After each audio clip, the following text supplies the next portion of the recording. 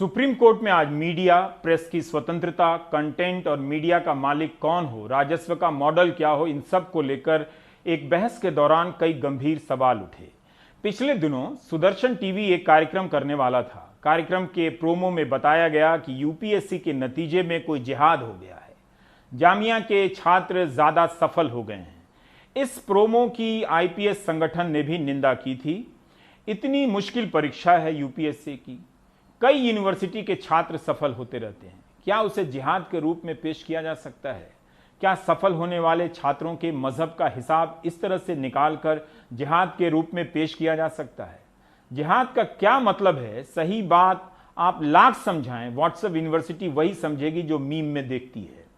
बहरहाल वकील फिरोज इकबाल खान ने हाईकोर्ट में इसके प्रसारण पर रोक लगाने की याचिका दायर कर दी। हाईकोर्ट ने रोक लगाने से इनकार कर दिया तो सुप्रीम कोर्ट चले गए। वहां पर अमिताभ पांडे और नवरेखा शर्मा जैसे पूर्व नौकरशाहों ने भी हिस्सेदारी की, कहा कि वो भी इसमें शामिल होना चाहते हैं। इन्होंने एक कॉन्स्टिट्यूशनल कंडक्ट ग्रुप बनाया है और इस ग्रुप के तहत इस याचिका के साझेदार हो गए और इनका कहना है कि अदालत जब बोलने की आजादी और जवाबदेही में संतुलन की बात करती है तो यह भी बताए कि हेट स्पीच यानी नफरती भाषण का दायरा क्या हो।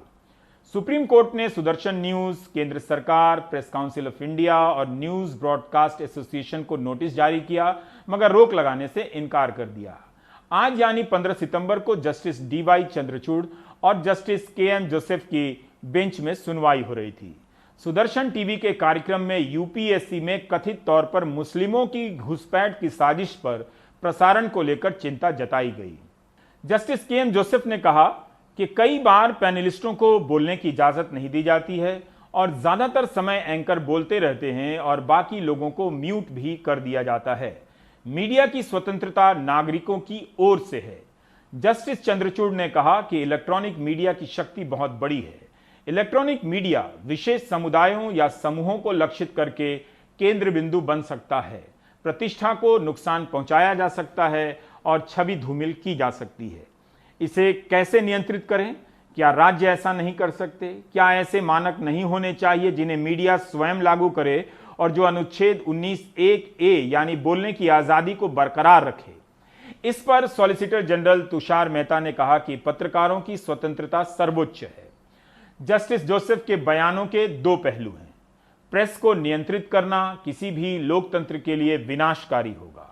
सुदर्शन टीवी के मामले में जस्टिस चंद्रचूड़ ने कहा कि एंकर की शिकायत यह है कि एक विशेष समूह सिविल सेवाओं में प्रवेश प्राप्त कर रहा है। यह कितना कपटी है।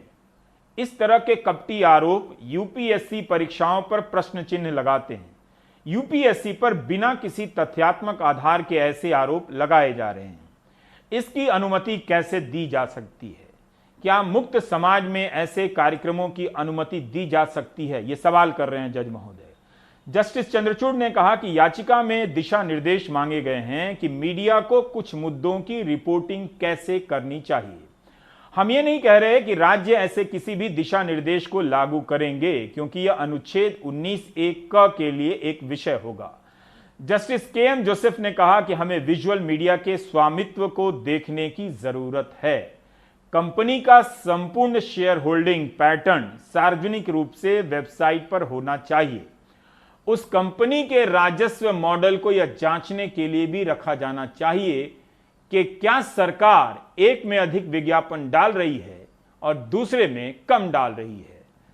इस पर सॉलिसिटर जनरल ने कहा कि इलेक्ट्रॉनिक मीडिया के अलावा एक समानांतर मीडिया भी है, जहां एक लैपटॉप और एक पत्रकार लाखों लोगों को अपनी सामग्री दे सकता है।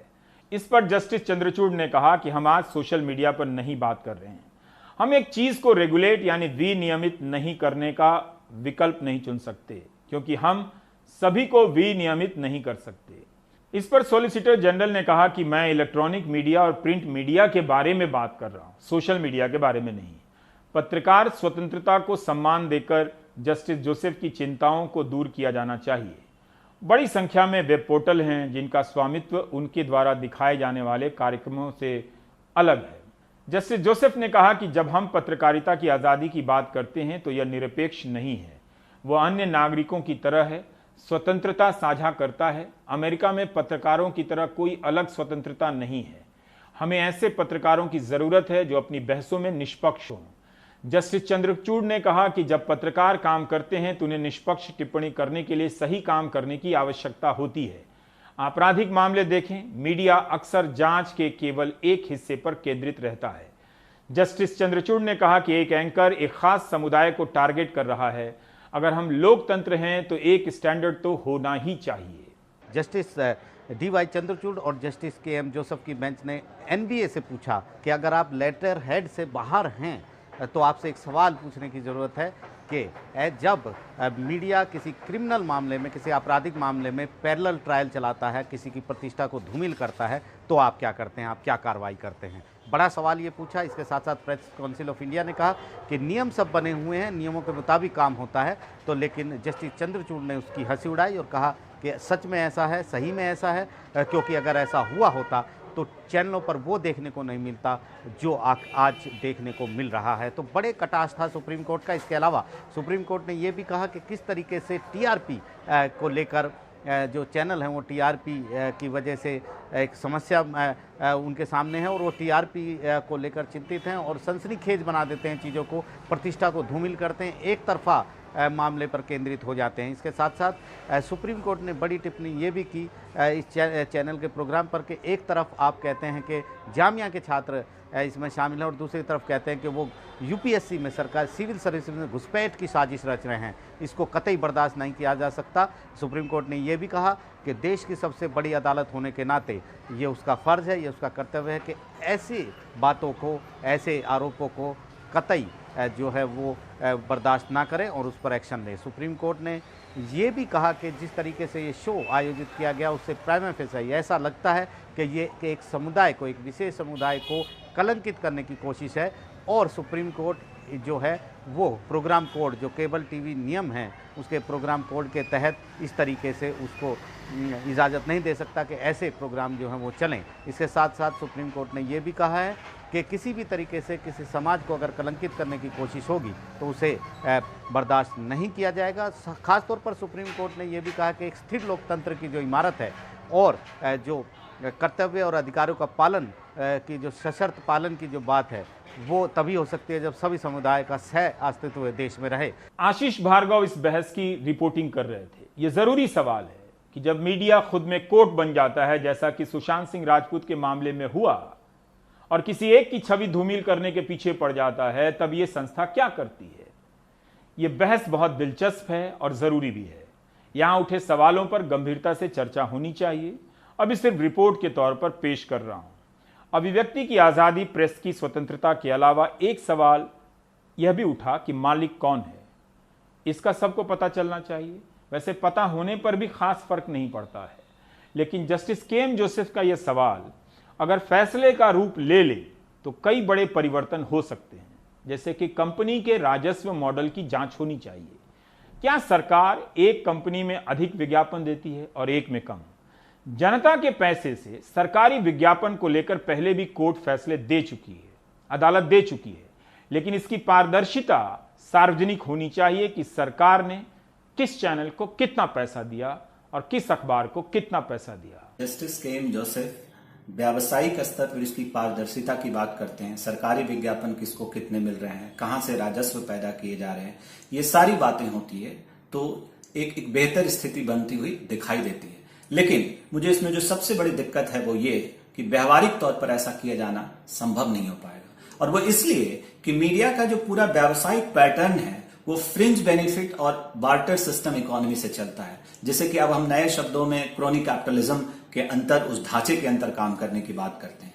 होता यह है कि कोई एयरलाइंस दे रहा है, कोई हॉस्पिटैलिटी पार्टनर हो जा रहा है, कोई बेवरेज पार्टनर हो जा रहा है, और देश के लिए बहुत बड़ी बहस हो रही है, एजेंडा पर बात हो रही है, मुद्दे पर बात हो रहे हैं, भारत सवाल पूछ रहा है, इंडिया वांट्स टू नो हो रहा है। तो ये पूरे जो प्रायोजक हैं उसमें कैश ट्रांजैक्शन बहुत कम है, एक दूसरे की सुविधा दी जा रही है। मीडिया चैनल उसे एक पब्लिसिटी दे रहे हैं, उनको एक प्लेटफॉर्म दे रहे हैं, ब्रांडिंग उनको करने का मौका मिल रहा है, और दूसरी तरफ ये जो ब्रांड है, ये जो बड़े बड़े कॉर्पोरेट घराने हैं, ये इनको स्पॉन्सर करते हैं। इसमें कैश ट्रांजैक्शन नहीं है, इसलिए पता ही नहीं चलता कि किसको किस तरह के फ्रिंज बेनिफिट्स मिल रहे हैं। तो व्यवहारिक तौर पर मुश्किलें होंगी और पारदर्शिता एक हद तक ही आ पाएगी।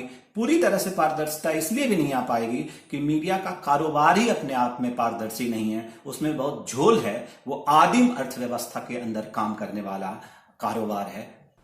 आज के लिए इतना ही। जैसा कि मैंने कहा, जल्दी का काम ठीक नहीं, थोड़ा ठहर कर इस पर बात करेंगे, करते ही रहते हैं। आप देख रहे थे प्राइम टाइम। नमस्कार।